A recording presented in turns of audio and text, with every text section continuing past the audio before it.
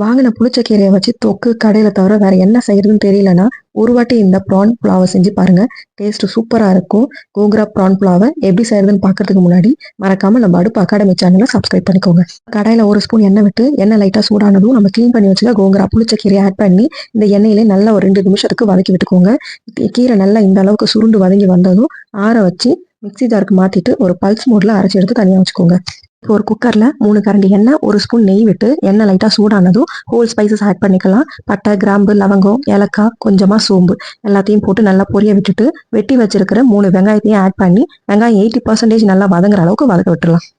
வெங்காயம் இந்த அளவுக்கு வதங்கினதும் 4 பச்சை மிளகா, 2 ஸ்பூன் இஞ்சி பூண்டு பேஸ்ட்டையும் ஆட் பண்ணி பச்சை வாசனை போற அளவுக்கு ஒரு 5 நிமிஷத்துக்கு வதக்கி விட்டுக்கோங்க. இஞ்சி பூண்டு பேஸ்டோட பச்சை வாசனை போனதும் வெட்டி வச்சுக்க 2 தக்காளியும் ஆட் பண்ணி தக்காளி நல்லா குழையிற அளவுக்கு வதக்கி எடுத்துக்கோங்க. தக்காளி நல்லா வதங்கினதும் பிரியாணிக்கு தேவையான 2 ஸ்பூன் சில்லி பவுடர், 1/2 ஸ்பூன் மஞ்சத்தூள், உப்பு இது எல்லாத்தையும் சேர்த்து நல்லா ஒரு 2 கிளறி விட்டுட்டு நம்ம கிளீன் பண்ணி வச்சுக்கிற ப்ரானையும் இது கூட சேர்த்துட்டு ப்ரான் நல்லா சுருண்டு வர அளவுக்கு வதக்கி எடுத்துக்கோங்க. இந்த ஸ்டேஜில் நம்ம ஆல்ரெடி அரைச்சி வச்சிருக்க கோங்குரா பேஸ்டையும் ஆட் பண்ணி எல்லாத்தையும் நல்லா கலந்து விட்டு ஒரு 2 நிமிஷத்துக்கு அப்படியே எண்ணெயிலே வதங்கட்டும்.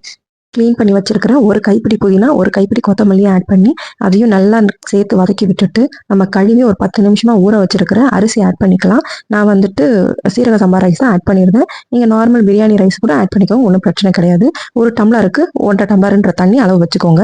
இப்போ நான் நேரம் அரிசி ஆட் பண்ணதுனால நான் என்ன பண்ணிட்டேன், தண்ணியை அளந்து கொஞ்ச நேரம் சூடு பண்ணிக்கிட்டேன் தண்ணியை. ஸோ அப்போதான் அந்த கொதி வர்றதுக்கான ஹீட்டிங்கும் நான் ஆல்ரெடி சூடு பண்ண தண்ணியில் இருக்கிறதுனால குக்கிங் வந்து ஈஸியாக முடியும். ஸோ உங்களுக்கு எப்படி வேணாலும் நீங்கள் தண்ணியை ஊற்றிட்டு கொதிக்க வச்சுட்டு கூட அரிசியை போட்டு குக் பண்ணுங்க. இல்லைன்னா இதே மாதிரி அரிசியை போட்டுட்டு தண்ணியை வந்து லைட்டாக சூடு பண்ணிட்டு ஊற்றினாலும் சேம் மெத்தட் தான், ஒன்றும் இஷ்யூஸ் கிடையாது. ஸோ இப்போ அரிசியை போட்டு நல்லா ஒரு கிளறி விட்டுட்டு நான் ஆல்ரெடி சூடு பண்ணி வச்சிருக்கிற தண்ணியையும் இது கூட ஆட் பண்ணிக்கிட்டேன். எல்லாத்தையும் நல்லா கலந்து விட்டுட்டு உப்பு பத்தலனா உப்பு ஆட் பண்ணிட்டு மூடி போட்டு அப்படியே கொதிக்க விடுங்க. ஒரு 2 நிமிஷத்துக்கு ஒரு வாட்டி திறந்து கிளறி பாருங்க. அப்பதான் ரைஸ் வெந்து தண்ணி வத்தி வர்றது உங்களுக்கு தெரியும். ஸோ ரைஸும் தண்ணியும் ஈக்குவல் ஸ்டேஜுக்கு வந்ததும் அடுப்பை லோ ஃப்ளேமுக்கு மாத்திட்டு குக்கரை மூடி ஒரு 10 to 15 நிமிஷம் தம் போட்டு இறக்குனீங்க அப்படின்னா சூப்பர் அண்ட் டேஸ்டியான gongura prawn pulao ready. So இதே மெத்தட்ல நீங்க ட்ரை பண்ணி பாருங்க. டேஸ்ட் சூப்பரா இருக்கும். கீரை நார்மலா எல்லாருமே வாங்குவோம், ஆனா புளிச்ச கீரையை நிறைய பேர் வாங்கி நான் பார்த்தது கிடையாது. இனிமே வாங்கி இந்த புலாவை ட்ரை பண்ணுங்க. டேஸ்ட் சூப்பரா இருக்கும். ட்ரை பண்ணி பார்த்துட்டு டேஸ்ட் எப்படி இருந்தது எனக்கு மறக்காம கமெண்ட் பண்ணுங்க. என்னோட ரெசிபிஸ் உங்களுக்கு பிடிச்சிருந்ததுன்னா லைக் பண்ணுங்க, ஷேர் பண்ணுங்க, சப்ஸ்கிரைப் பண்ணுங்க. பாய்.